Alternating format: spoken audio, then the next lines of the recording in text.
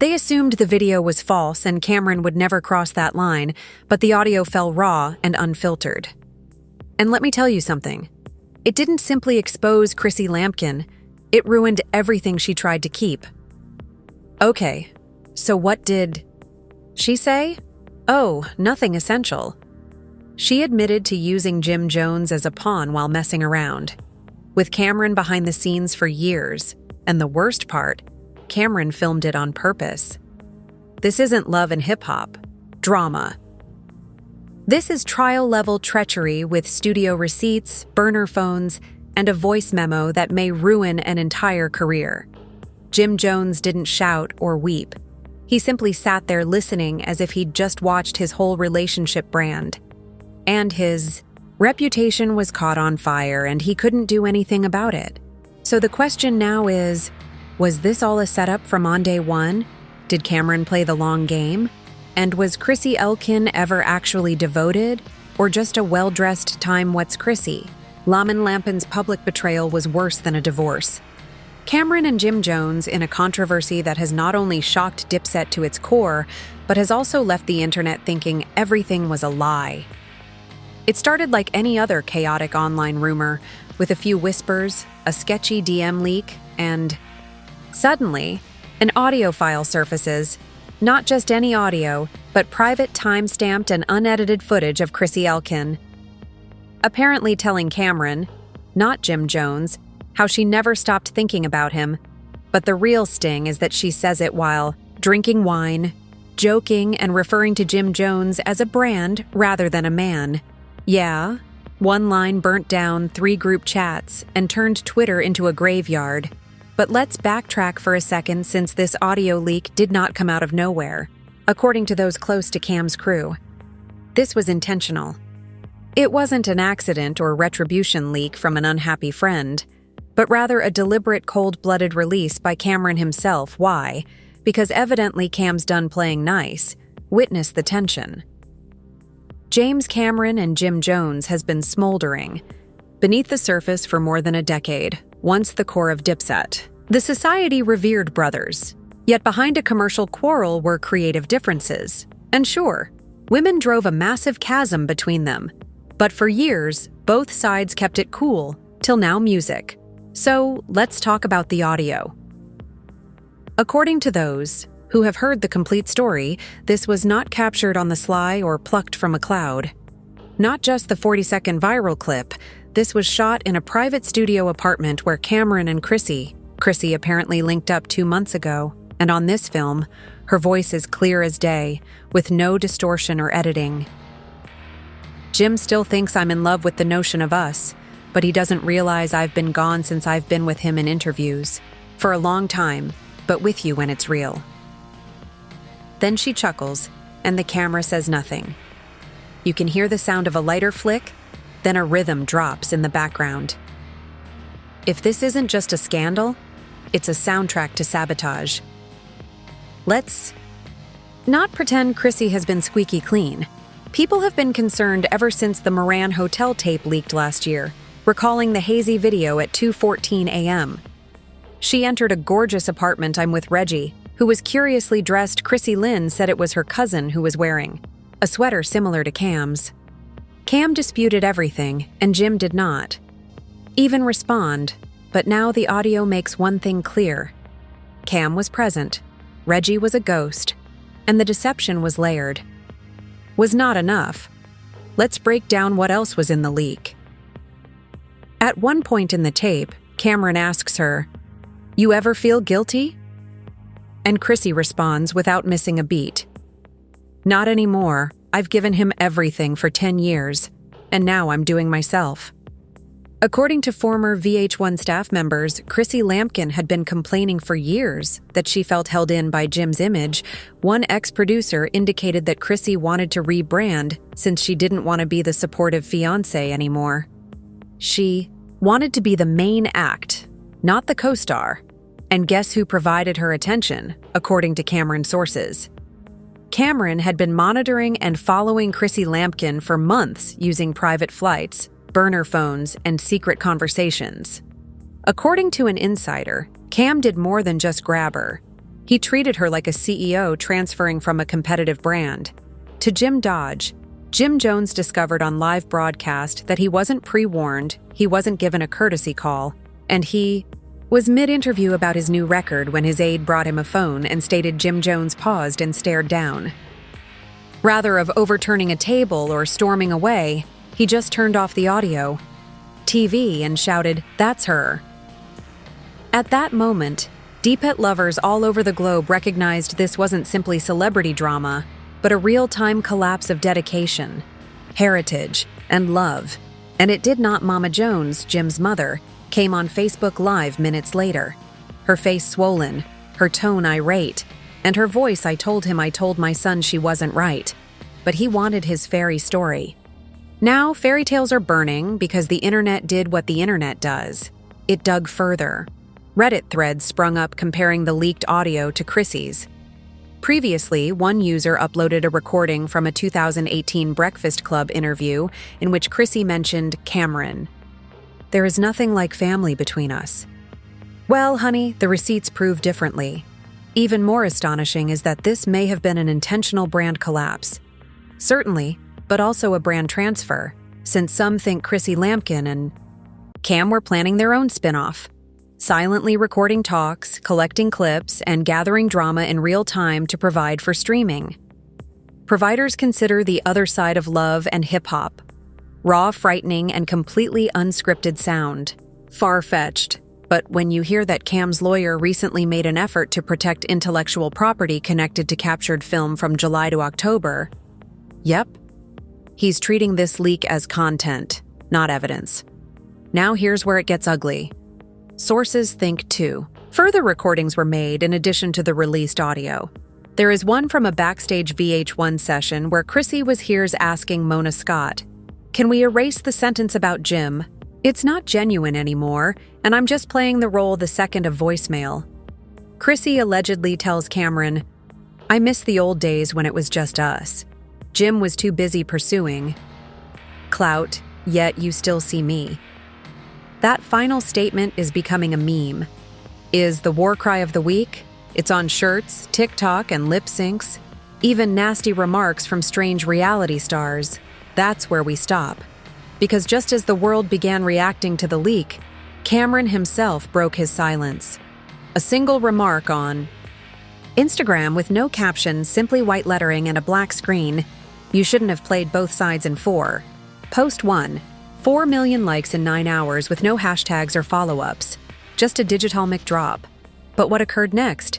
Cameron didn't see coming since someone with an anonymous burner account belonging to a former VH1 intern hacked a Dropbox folder, which includes images, travel receipts, and even a snapshot of Chrissy Lampkin, and Cam boarded a private aircraft to Turks in Chaos the same week Jim Jones was ill.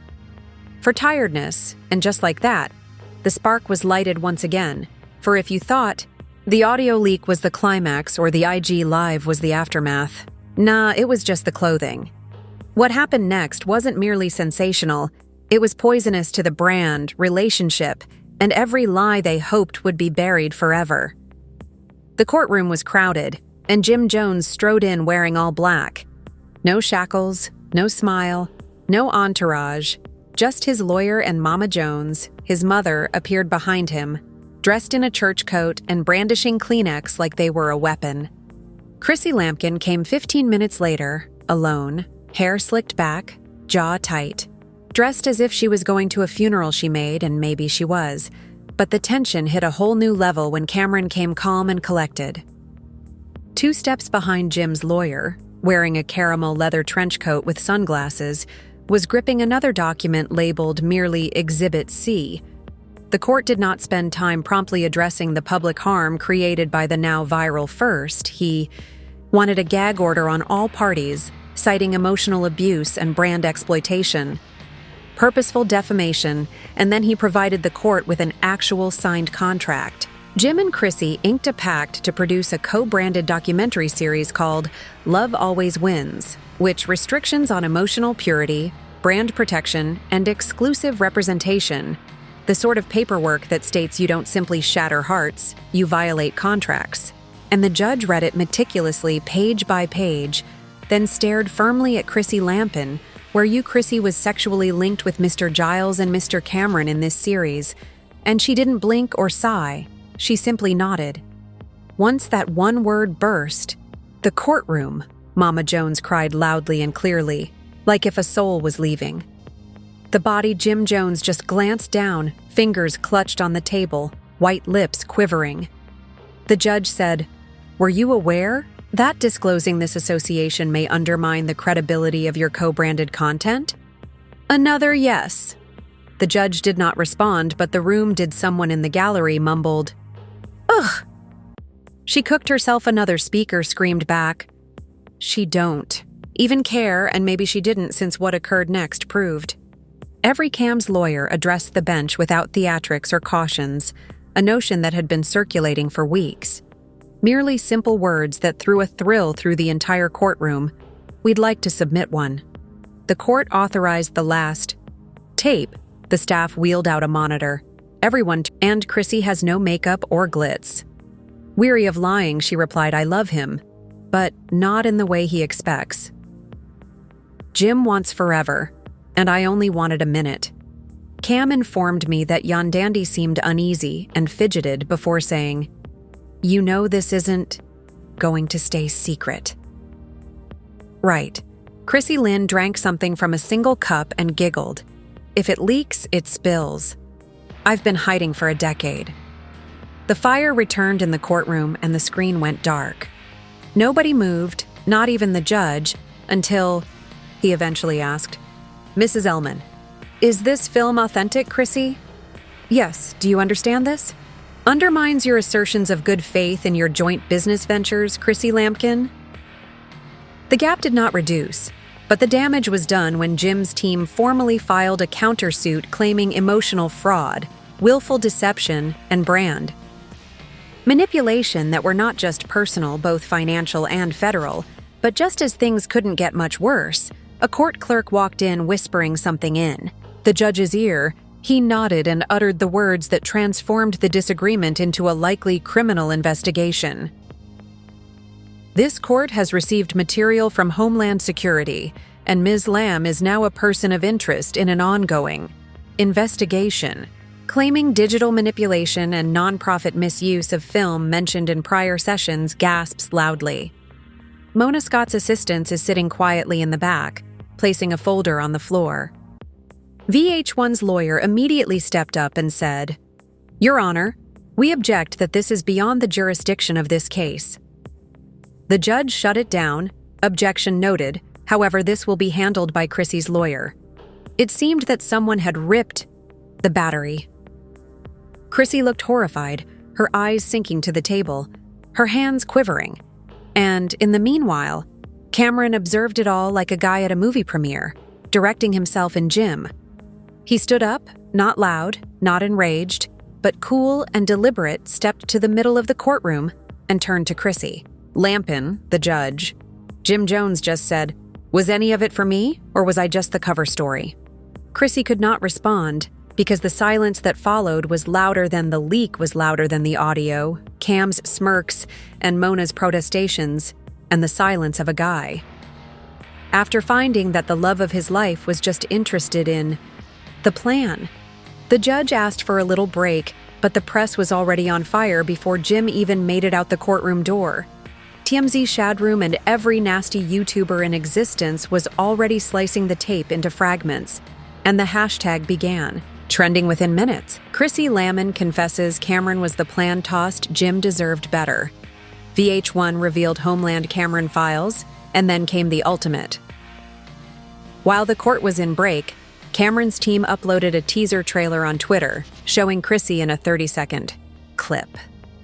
Hotel room wearing a dipping set hoodie, chatting on the phone. Jim's on tour. "I've got 2 hours, you're coming or not," voice on downstairs.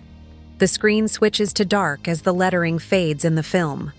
Sought to conceal, coming shortly back in court, the atmosphere was radioactive, and even the judge was fatigued. Restarted proceedings, requested closing remarks from both legal teams, and postponed until final motions could be addressed following. Weak. But honestly, The judgment had already fallen in public opinion, in the media, in Jim's face. And every confession Chrissy Elkin vowed would never emerge by the time Jim left the courtroom.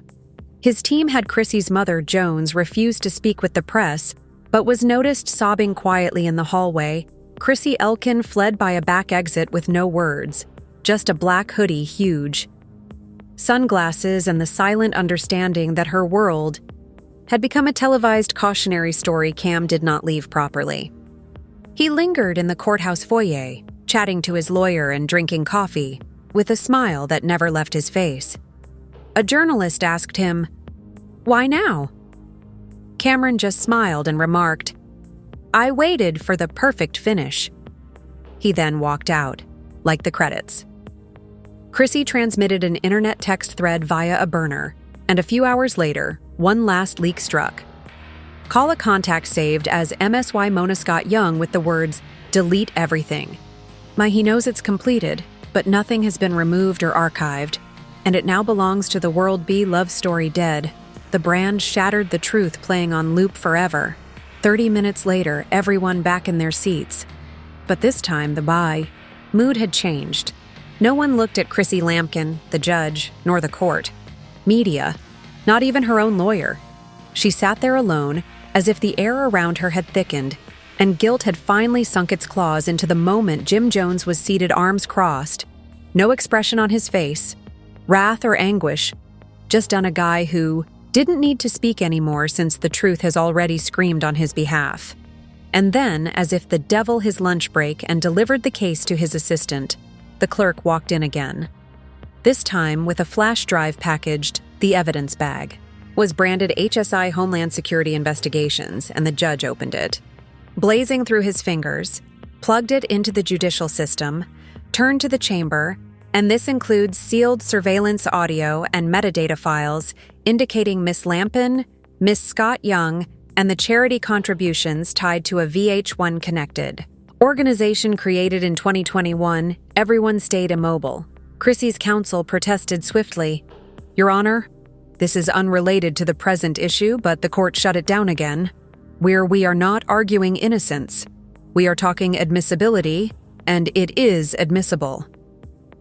The first file played was Chrissy's voice was heard again in a phone call, and the background sounds resembled a trailer, presumably from a VH1 event. "I directed Mona to divert the money Jim didn't need to know.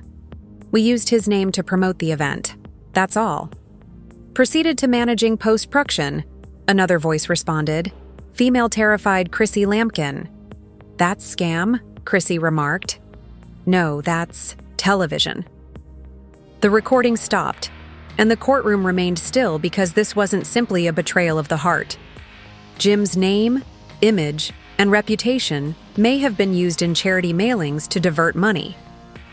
Contributions back into authorized. Production expenditures, Jim's lawyer got up again, "Your Honor. We want urgent." The court approved the addition of new facts to our present lawsuit for brand slander and emotional sabotage. Motion granted, and VH1's lawyer counsel stood pale, plainly sweating, and murmured something to an aide before turning to the judge. They inquired if they might address the court in chambers, but the judge refused since it was public. "Viral and too large to be behind oak doors," the VH1 lawyer remarked. "We were ignorant of the financial routing we had." The court has no knowledge of the secondary production logs or unsanctioned material. Inquired, and Miss Scott Young, the spokesman, hesitated. Unable for remark, of course, because Mona Scott Young had gone ghost, with no communications, public announcements, or even a cryptic Instagram remark. Nothing she knew. The championship wave was approaching, and she was almost halfway to the bunker. But back in court, the tsunami hit, and Chrissy Lampkin eventually spoke out, not to defend herself, not to deny anything, but to recognize she stood alone. "I messed up," she added softly. Not to the judge or Jim Jones, but to no one in particular. "I kept telling myself, might shuffle the picture and show the real sentiments I thought I could adore in public and recuperate in private. I lost both elements of myself. Jim didn't. Look at her when she started. Cameron was Jim, Jones was real, and I simply ceased being honest with any of them. And it became a machine, a spectacle that I couldn't get away from the judge. Allow her to continue, possibly out of curiosity, or because this was the last page from a script that no one wanted. Chrissy concluded, I don't. Expect forgiveness from Jim's supporters or anybody, but I need the facts on record, because I am weary of hiding behind scenes.